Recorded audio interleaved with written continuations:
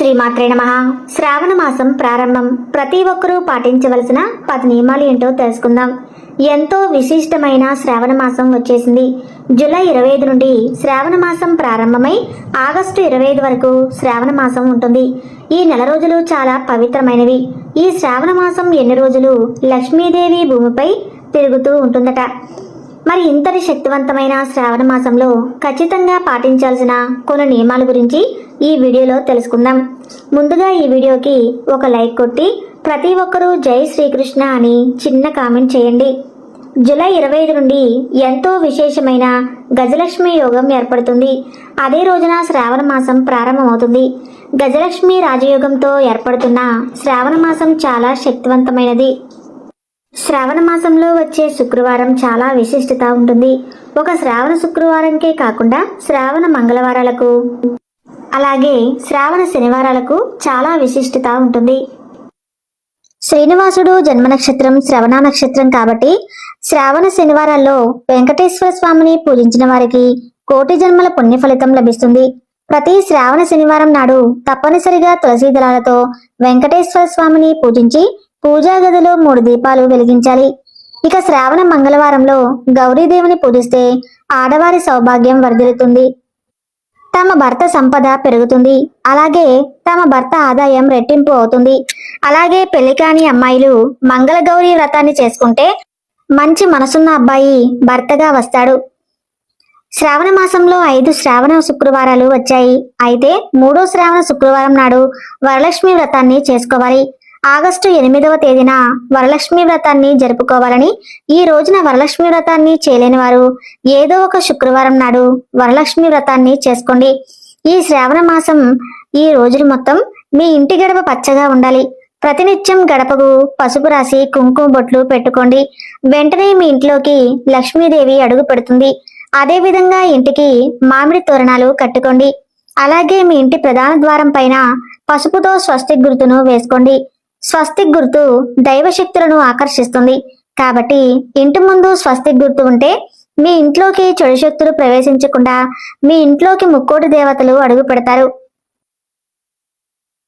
అలాగే ఈ శ్రావణ మాసం మొత్తం రోజులు ఇంటి ముందు తప్పనిసరిగా ముగ్గు వేసుకోవాలి. గుమ్మ ముందు ముగ్గు లేకపోతే మీ ఇంట్లో ఉన్న లక్ష్మీదేవి బయటకు వెళ్ళిపోతుంది. ముఖ్యంగా శ్రావణ మాసం నెల రోజులు ఆహారం విషయంలో కొన్ని జాగ్రత్తలు తీసుకోవాలి. లక్ష్మీనారాయణను పూజించే భక్తులు ఈ శ్రావణ మాసంలో ముల్లంగి దింపను తినకూడదు. అదేవిధంగా వంకాయ తినకూడదు.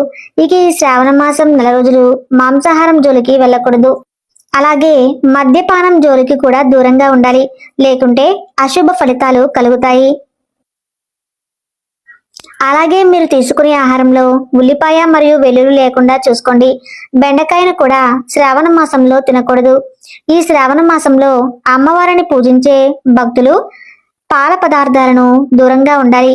దీని వెనుక ఒక శాస్త్రీయ కారణం కూడా ఉంది. ఈ శ్రావణ మాసంలో వర్షాలు ఎక్కువగా పడతాయి కాబట్టి ఆకుకూరలో హానికరమైన బ్యాక్టీరియా ఏర్పడుతుంది. ఈ ఆకుల్ని పాలిచ్చే జంతువులు తింటే ఆ ప్రభావం పాలపై పడుతుంది. అలాంటి పాలను మనం తాగటం వల్ల ఆరోగ్య సమస్యలు ఏర్పడే అవకాశం ఉంటుంది. కాబట్టి ఈ శ్రావణ మాసం పాల పదార్థాలకు దూరంగా ఉండండి. అయితే ఈ శ్రావణ మాసంలో తప్పనిసరిగా కొన్ని వస్తువులను మీ ఇంటికి తెచ్చుకుంటే విపరీతమైన అదృష్టం, ఐశ్వర్యం కలిసి వస్తాయి. ఆ వస్తువులు ఏమిటంటే లక్ష్మీదేవికి ప్రీతికరమైన ఈ శ్రావణ మాసంలో లక్ష్మీదేవి చిత్రపటానికి కానీ చిన్న సైజులో ఉన్న లక్ష్మీదేవి విగ్రహాన్ని కానీ తెచ్చుకొని మీ పూజా గదిలో పెట్టుకోండి. లక్ష్మీదేవి చిత్రపటాన్ని తెచ్చుకుంటే మీ ఇంట్లోకి లక్ష్మీదేవి నడిచినట్లే. ఇక మీ ఇల్లంతా సిరి సంపదలతో నిండిపోతుంది. అలాగే లక్ష్మీదేవి విగ్రహాన్ని తెచ్చుకుని పాలతో లక్ష్మీదేవికి అభిషేకం చేసి అభిషేకించిన పాలను ప్రసాదంగా తీసుకుంటే దీర్ఘకాలిక అనారోగ్య సమస్యలన్నీ తొలగిపోయి మంచి ఆరోగ్యం లభిస్తుంది. ఈ నెల రోజులు తప్పనిసరిగా తులసిని పూజించాలి. తులసి మొక్కలో ముక్కోటి దేవతలు కొలువై ఉంటారు. కాబట్టి ఈ శ్రావణ మాసంలో ఉదయం స్నానం చేసి తులసి మొక్కకు నీళ్లు పోసి 5 ప్రదక్షిణలు చేయండి. ప్రతిరోజు తులసి మొక్కకు ప్రదక్షిణలు చేస్తే ముక్కోటి దేవతల ఆశీర్వాదం మీ ఇంటిపై ఉంటుంది. మీ కుటుంబానికి ఎలాంటి ఆపదలు రాకుండా దేవతలు రక్షిస్తారు. ఇక ప్రతి శ్రావణ శుక్రవారం తప్పనిసరిగా తులసి కోటలో నేతి దీపం వెలిగించి తులసి మొక్కకు ధూపం వేయండి. మీ ఇంటి ఆర్థిక పరిస్థితి మెరుగుపడి ధనపరంగా బాగా స్థిరపడతారు. ఇంట్లో తులసి మొక్క లేనివారు ఈ శ్రావణ మాసంలో తప్పకుండా ఒక తులసి మొక్కను తెచ్చుకోండి. ఇక మీ ఇల్లంతా దైవ శక్తులతో నిండిపోతుంది. మనలో చాలా మందికి ఎల్లప్పుడూ దురదృష్టం వెంటాడుతుంది. జీవితంలో అదృష్టం అనేది ఉండదు. అలాంటి వారు ఈ శ్రావణ మాసంలో తప్పనిసరిగా ఒక నెమలి పింఛాన్ని తెచ్చుకొని మీ పూజా గదిలో పెట్టుకోండి. మీరు మీ కుటుంబానికి విపరీతమైన అదృష్టం కలిసి వచ్చి ప్రతి పనిలో విజయాలు సాధిస్తారు.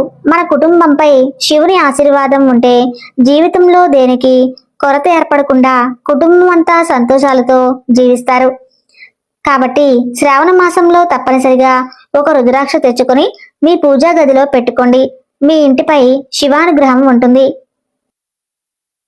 ముఖ్యంగా ఈ పవిత్రమైన శ్రావణ మాసంలో మహిళలు తప్పనిసరిగా ఉపవాసం ఉండాలి. ఈ నెలలో ఉపవాసం ఉంటే మీ కుటుంబానికి చాలా మంచి జరుగుతుంది. ముఖ్యంగా ప్రతి శ్రావణ శుక్రవారం నాడు పెళ్లైన ఆడవారు తప్పనిసరిగా ఉపవాసం ఉండాలి. ఈ శ్రావణ మాసంలో ప్రతి ఒక్కరూ తప్పనిసరిగా పాలతో శివలింగానికి అభిషేకం చేయాలి. శ్రావణ మాసంలో చేసే అభిషేకాలకు రెట్టింపు పుణ్య ఫలితం లభిస్తుంది. కాబట్టి ప్రతి శ్రావణ సోమవారం నాడు ఏదైనా శివాలయానికి వెళ్లి పాలతో శివలింగాన్ని అభిషేకించండి. మీకు మీ కుటుంబానికి చాలా మంచి జరుగుతుంది. అలాగే ప్రతి శ్రావణ సోమవారం తప్పనిసరిగా ఓం నమః శివాయ అనే మంత్రాన్ని 108 సార్లు చదవాలి. ప్రతి శ్రావణ సోమవారం ఈ మంత్రాన్ని చదివితే మీ ఇంట్లో ఉన్న సమస్యలన్నీ వెంటనే తొలగిపోయి మీ ఇంటిపై శివానుగ్రహం కలుగుతుంది. అదే విధంగా ఈ శ్రావణ మాసం నెల రోజులు శరీరానికి నూనె రాసుకోకూడదు. లేదంటే ప్రతికూల ఫలితాలను ఎదుర్కోవలసి వస్తుంది. ముఖ్యంగా శ్రావణ మాసంలో పేదలకు నూనె దానం చేస్తే ఎన్నో శుభ ప్రయోజనాలు కలుగుతాయి. ఈ నెల రోజులు వీలైనంత ఎక్కువగా దేవుడిని పూజించండి. ఈ నెలలో చేసే దైవారాధనకు అఖండ రాజయోగం సిద్ధిస్తుంది.